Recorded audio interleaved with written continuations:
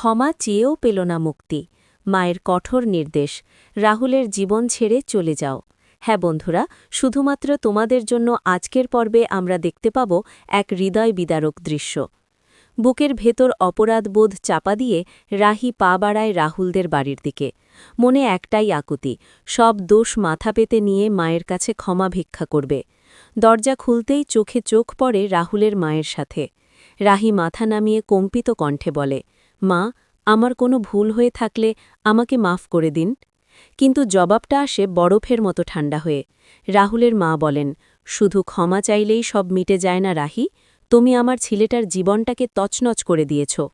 রাহি তবুও হাল ছাড়ে না, মা, আমি সত্যিই পাল্টে যেতে চাই, এমন আর কক্ষণও হবে না।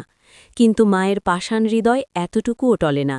তিনি সরাসরি বলেন, আমার ছেলের যদি সত্যিকারের মঙ্গল চাও, তাহলে তার জীবন থেকে চিরতরে সরে যাও। এই একটা কথাই ভেঙে চুরমার হয়ে যায় রাহি। পাশে নিঃশব্দে দাঁড়িয়ে রাহুল। মায়ের আদেশ আর বুকের ভালোবাসার টানে সে যেন দিশেহারা। দুচোখ বেয়ে জল গড়াতে গড়াতে রাহি আস্তে আস্তে পা টেনে এগিয়ে যায়। দরজার চৌকাঠে পৌঁছে একবার ঘুরে তাকায় পেছনে।